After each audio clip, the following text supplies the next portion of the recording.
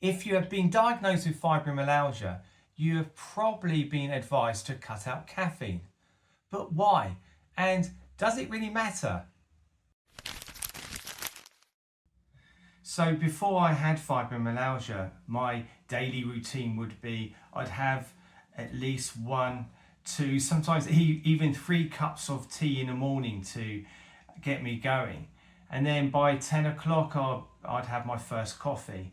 To be honest, I never used to drink too much coffee in one day, not compared to other people. I mean, I might have maybe 4, 5 at the most cup of coffees in a day, but I used to enjoy those cup of coffees. It was my routine. But then, of course, I got fibromyalgia, and as I'm sure you know, with fibro, you not only get the pain, but it's the fatigue, the lack of energy. And I used to try and combat that by drinking more coffee. I used to think, drink more coffee, give me a little bit more energy to get through the day. For a while, I found myself stuck in that cycle. So I had fatigue, so I drank caffeine to fight that fatigue. But then I would have a bad night's sleep. I could go to bed a lot earlier, but I still, even though I was getting maybe the quantity of sleep, I was not getting that quality of sleep. So then I'd wake up the next morning feeling even more fatigued with even less energy. So I would have coffee again. And of course, so the cycle continues. So why does caffeine affect people with fibromyalgia so much? Well, in fibromyalgia, our bodies are stuck in what we call that fight, flight, that protective mode the whole time. Our bodies, our brains are over sensitive to stimulation. I mean, this is everything from sounds to light and even temperature. I mean, in this heat wave that we've just been having, my body really does flare up. I have a lot of inflammation because I'm oversensitive to temperature. So caffeine is just another overstimulant to throw into the mix. So it is important to cut down on the caffeine because your body is in that continual protective fight or flight mode.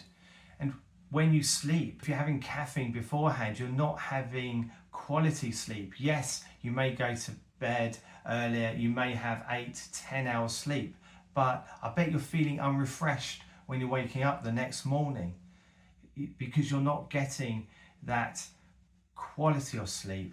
In fact, in fibromyalgia, they called the sleep pattern that you have is alpha delta, meaning you never fully go into that deep sleep. So cutting out caffeine helps with that. It helps you get that quality sleep. And of course, if you have quality sleep, it has a knock-on effect with everything else. It have a knock-on effect with your energy levels, with fatigue, with fibro fog, and also with pain levels as well. So it does have a knock-on effect. So I'm not saying it's a miracle cure and it'll help with everything. It's one of the steps that you can take. When I was in probably my biggest flare-up, which was around about this time last summer, that's when I first cut out caffeine. And I did it in a big way. I stopped drinking tea, stopped drinking coffee completely, and I was drinking just water and herbal teas. And I never really was interested in herbal teas before, never really liked them, but I started actually enjoying them. And you can obviously get different herbal teas for what you want in different parts of the day. So I would have the teas which have things like ginger in them for during the day, to give me some energy, to make me feel vibrant. And then I'd have calming teas before bedtime, which really did help with my sleep. So that's what I did for a long time, and I had that for about 3 or 4 months. And then I started trying drinking tea again, and decaffeinated tea, but I didn't really like it. It never kind of felt right going back to it.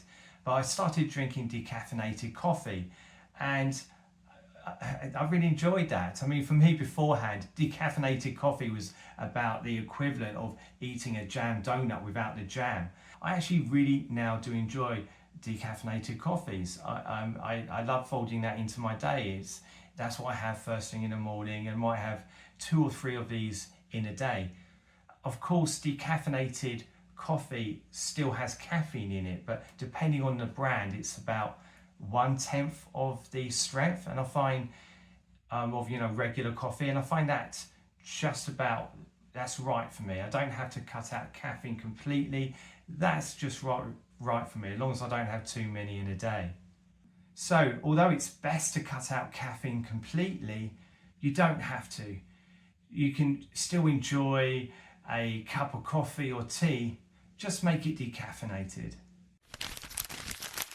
My name is Mark from Fibro Freedom Therapy, and I'm very excited to announce that the Fibro Freedom Therapy online course is going to be launching soon. Check out the details and the links below.